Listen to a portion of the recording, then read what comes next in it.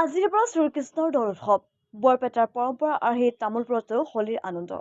এই দৃশ্য তামোলপুৰ খৈৰাবাৰী শাখা সত্ৰৰ।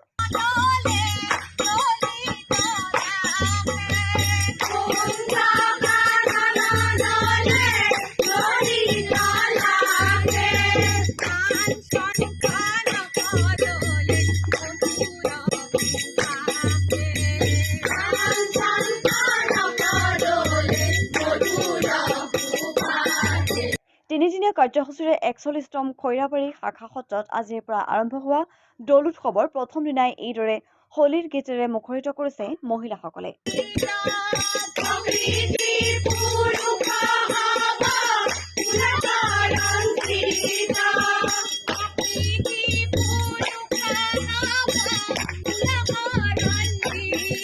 ফাকুৱা উৎসৱ বুলি কোৱা যায়। এই উৎসৱটো ৰঙীল উৎসৱ।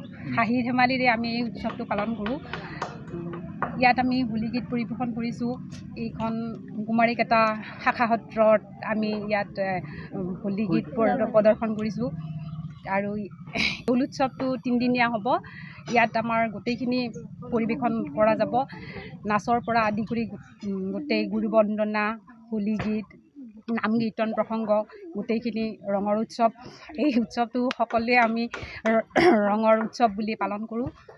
এইখিনি আৰ্হিৰ দৰে আমাৰ এই উৎসৱটো পালন কৰা যায়।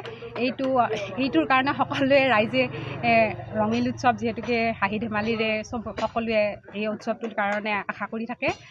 এই উৎসৱটো সকলোৰ কাৰণে ফাকুৱা উৎসৱ বুলি কোৱা যায়, কিন্তু ৰঙীল উৎসৱ হাঁহি ধেমালিৰে সকলোৱে পালন কৰে। গতিকে আজি আমাৰ এই উৎসৱটো পালন কৰা মোটামুটি ৪১ বছৰে হ'ল। গতিকে আমাৰ এইখিনিৰ যিখিনি আমাৰ ৰাইজ আছে, ৰাইজখিনি বহুত এই দৌল উৎসৱটো বহুত অপেক্ষা কৰি থাকে তাৰমানে। গতিকে আজিৰ এই আমাৰ কাৰ্যসূচীটো আৰম্ভ হৈছে আৰু ইতিমধ্যে আৰম্ভ হোৱাটো আমাৰ হোলী গীতেৰে আৰম্ভ হৈছে। নানান দল আহিছে আমাৰ ইয়াতে, আহি হোলী গীত প্ৰদৰ্শন কৰি আছে। আৰু আমি গধূলি তাৰমানে আমাৰ থাকিব গোঁসাই ঘূৰাটো থাকিব। গোঁসাই ঘূৰাৰ পিছত আমাৰ কাৰ্যসূচী আজিৰ কাৰণে আতচবাজীও থাকিব। আতচবাজী প্ৰদৰ্শন হ'ব।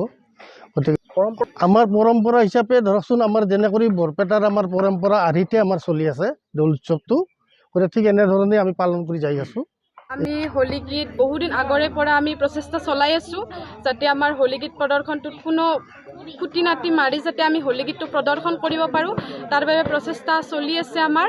আৰু আমাৰ এই দৌল উৎসৱটো বৰপেটা আৰ্হিত তিনিদিনীয়া কাৰ্যসূচীৰ ৪১তম সংখ্যক দৌল উৎসৱ পালন কৰা হৈছে। লগতে আমাৰ আজি বন্ধ উৎসৱ আৰু পিছদিনা আমাৰ মানে নাগাৰা নাম প্ৰতিযোগিতা আছে, লগতে নাচ গান আছে আৰু হোলী গীত প্ৰদৰ্শন আছে।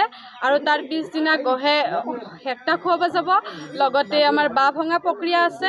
এনেকৈ আমাৰ কুমাৰীকাটাৰ খৈৰাবাৰী শাখা সত্ৰত দৌল উৎসৱটো এনেদৰে পালন কৰা হয়।